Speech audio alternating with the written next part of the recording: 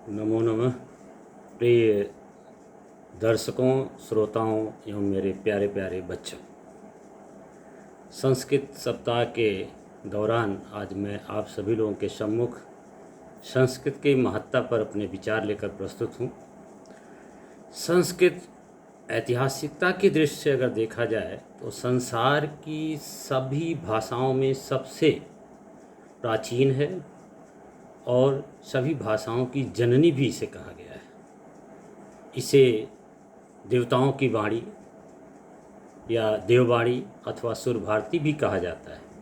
इस भाषा के वर्ण ऋषि मुनियों द्वारा गहरे ध्यान के बाद इस दुनिया को प्राप्त हुए।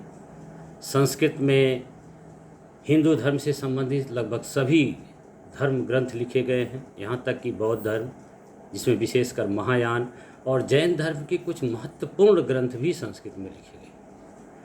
दुनिया भर में सिर्फ संस्कृत ही ऐसी भाषा है जो पूरी तरह सटीक है, और उसका कारण है उसकी सर्वाधिक शुद्धता। कंप्यूटर सॉफ्टवेयर के लिए भी संस्कृत को ही सबसे उपयुक्त भाषा माना जाता है, लेकिन ऐसा हो नहीं पा रहा है, इसका उपयोग नहीं हो रहा है।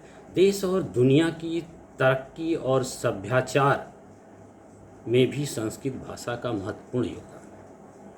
3000 ईसा पूर्व में संस्कृत भाषा बोली जाती थी, और यही कारण है कि आज से 500 ईसा पूर्व में पाणिनि ने संस्कृत भाषा में एक महत्वपूर्ण व्याकरण की पुस्तक अष्टाध्यायी लिखा, जो व्याकरण की सबसे महत्वपूर्ण पुस्तक मानी जाती है। संस्कृत विश्व की सबसे पुरानी पुस्तक भी हमारे सामने रखती है ऋग्वेद के रूप में। इसकी यानी संस्कृत की सुस्पष्ट व्याकरण जो है और वर्णमाला की जो वैज्ञानिकता है, उसके कारण ही इसकी सर्वश्रेष्ठता स्वयं सिद्ध होती है। संस्कृत केवल एकमात्र भाषा नहीं, अपितु संस्कृत एक विचार है, एक संस्कृत है, एक संस्कार है। संस्कृत में विश्व कल्याण है, शांति है, वसुधैव कुटुंबकम की भावना है। ऐसा कहा जाता है, जो संस्कृत के विद्वान हैं उनके अनुसार, कि सौर परिवार के जो प्रमुख सूर्य हैं, जिनमें एक तरफ 9 किरणें यानी चारों तरफ कुछ 36 जो रश्मियाँ किरणें निकलती हैं, उन्हीं के आधार पर संस्कृत के 36 स्वरों का 36 वर्णों का निर्माण हुआ है।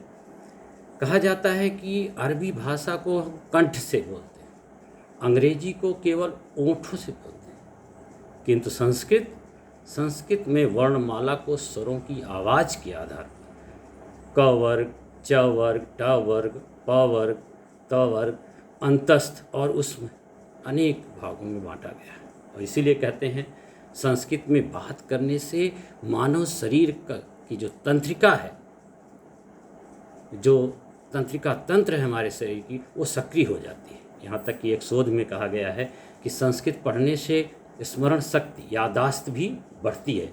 हिंदू विश्वविद्यालय के अनुसार संस्कृत में बात करने से, यानी संस्कृत में जो मनुष्य बात करता है, उससे मधुमेह, बीपी, कोलेस्ट्रॉल जैसे रोगों का शिकार नहीं होना पड़ता है।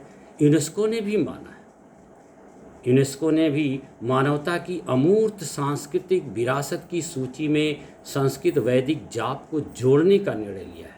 कारण यूनेस्को का मानना है कि संस्कृत भाषा में वैदिक जप मानव मन, शरीर और आत्मा पर गहरा प्रभाव डालते हैं।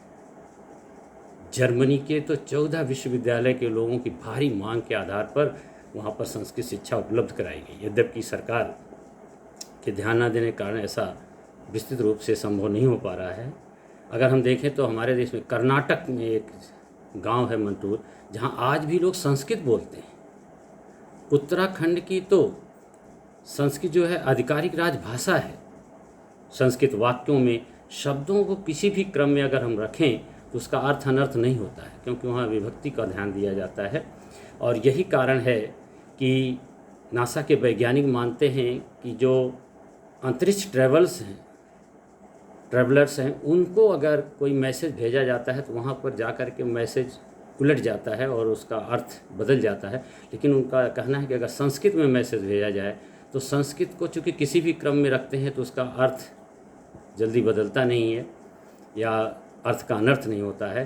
तो संस्कृत में अगर मैसेज भेजा जाए तो सही मैसेज वहाँ तक पहुँचेगा। अगर वाक्य के शब्द बदल भी जाते हैं इधर उधर तो उसका अर्थ नहीं बदलेगा।